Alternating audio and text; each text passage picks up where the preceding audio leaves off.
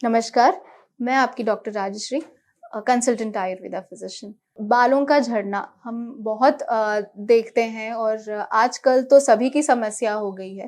पहले बालों का झड़ना हमको इतना सुने में नहीं आता था, मतलब कोई बताता नहीं था कि इतना बाल झड़ रहे हैं।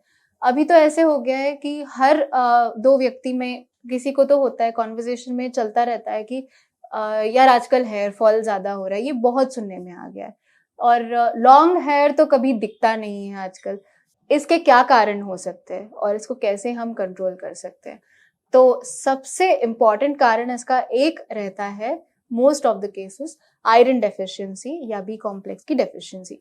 तो इसका हमको ध्यान रखना होगा और अगर ये हो रहा है तो आपके आयुर्वेदिक डॉक्टर से बात करके इसके लिए आहार में क्या इंक्लूजन्स करने चाहिए और आप सप्लीमेंट लेने के लिए एलिजिबल हो या नहीं, ये आपके डॉक्टर से बात करके ही आप डिसाइड कर सकते हो। बालों के झड़ने के लिए और दूसरा कारण ये भी हो सकता है, एक तो स्ट्रेस, हमने जैसे पहले वीडियो में भी बात किया था, स्ट्रेस मैनेज करने के लिए आपको प्राणायाम करना बहुत जरूरी है और आपके योगासन आपके रेगुलर बेसिस पर, ऑन अ डेली बेसिस आपके स्केड्यूल में होना चाहिए योगासन।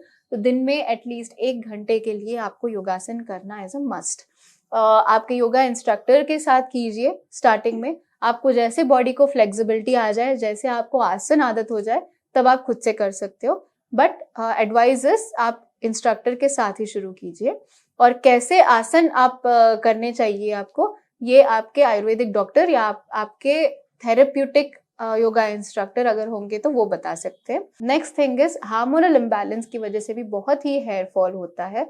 तो आपको हार्मोन टेस्ट करके आपके डॉक्टर से कंसल्ट करके देखना होगा कि ये हेयर फॉल क्यों हो रहा है। अभी अर्बन सिटीज में हमको बहुत ज्यादा हेयर फॉल इसलिए दिख रहा है कि पानी आता है खारा पानी।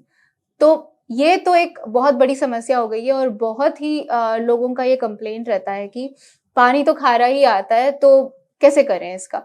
तो एक इम्पॉर्टेंट सॉल्यूशन ये रहता है कि आप या तो आप ड्रिंकिंग वाटर से हेयर वॉश करना शुरू कर लीजिए। ये सबसे इम्पॉर्टेंट, आप अगर फीजिबल है तो आप कर सकते हो, नहीं तो डेफिनेटली आप वाटर प्यूरिफायर्स कुछ लगाकर आपके टैप्स में वैसे पानी यूज कर सकते हो फॉर हेयर फॉल।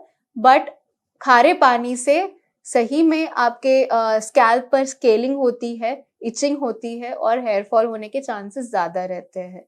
और ज्यादा कंडीशनर्स यूज करने से, ज्यादा हेयर सीरम्स यूज करने से भी हेयर फॉल होता है।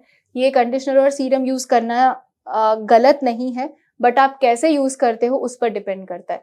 आपका जो कंडीशनर या सीरम है अगर स्कैल्प पर आप लगाओगे और तेल जैसे मालिश करोगे तो डेफिनेटली स्केलिंग होगा ही, तो इसको भी आपको अवॉइड करना चाहिए। नेक्स्ट थिंग इज, ये बहुत ही इंपॉर्टेंट फैक्टर है कि अभी कोई ऑयलिंग नहीं करते हैं। हेयर ऑयल एप्लीकेशन बहुत ही कम हो चुका है इंडियंस में। तो इसको हमको थोड़ा सा समझना चाहिए कि कैसे करना है हेयर ऑयल एंड कब कब करना है और कितनी देर इसको रखना है। तो आपके स्कैल्प के हिसाब से, और इचिंग होता है तो कैसा ऑयल यूज करना है, आपका ऑयली स्कैल्प होता है तो कैसा ऑयल यूज करना है, ग्रेइंग अगर हो रहा है तो कैसा ऑयल यूज करना है, ये सभी आपके आयुर्वेदिक डॉक्टर आपको बता सकते हैं। तो उनसे बात करके आपका सूटेबल शैम्पू और ऑयल आप चूज करके आप यूज करना शुरू कर लीजिए। ऑयलिंग स्कैल्प को कैसे करना होगा, अगर आपका स्कैल्प बहुत ही ड्राई है तो आपको थोड़ा सा गुनगुना तेल, आपका नारियल का तेल हो सकता है या आपका तिल का तेल हो सकता है या सरसों का तेल हो सकता है। अगर आप इंडिया के नॉर्थ पार्ट में हो, तो अगर आप सदर्न पार्ट में हो इंडिया के, तो आप नारियल का तेल या तिल का तेल ज्यादा यूज कर सकते हो। तो इसमें थोड़ा सा इसको गुनगुना करके ये आप आपके स्कैल्प पर अप्लाई कर सकते हो। अगर आपका बहुत ही ड्राई स्कैल्प है तो ओवरनाइट रख सकते हो, रात में ऑयलिंग करके अगले दिन वॉश कर लेना है। और आपका अगर बहुत ही ऑयली स्कैल्प है तो आप 2 घंटे आप इसको अप्लाई करके रख के फिर आपका स्कैल्प वॉश कर सकते हो। तो इससे आपके स्कैल्प को नरिशमेंट मिलेगा और आपके जो बाल है वो ड्राई नहीं होंगे या बहुत ज्यादा ऑयली नहीं होंगे और उसका जो हाइड्रेशन है, जो नरिशमेंट है, वो मेंटेन होगा। कुछ लेप है आयुर्वेद में जो आप आपके स्कैल्प पर लगा सकते हो। इसमें हम कुछ जड़ी बूटी मिक्स करके आप यूज कर सकते हो, घर पर बना सकते हो, या आपको मार्केट में भी प्रिपेयर्ड मिल जाएगा।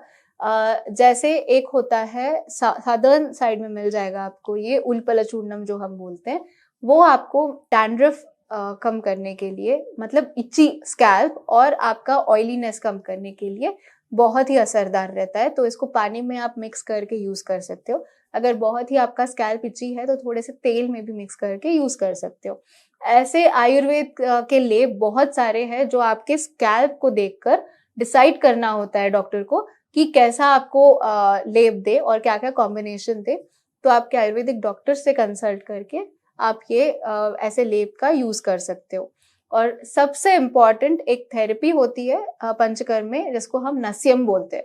तो आपका ग्रेइंग ऑफ हेयर और आपके बालों का झड़ना दोनों भी आपका कंट्रोल में आ जाएगा। नस्य जब करते हैं तो इसका मेथड कैसे होता है वो हम बात करते हैं।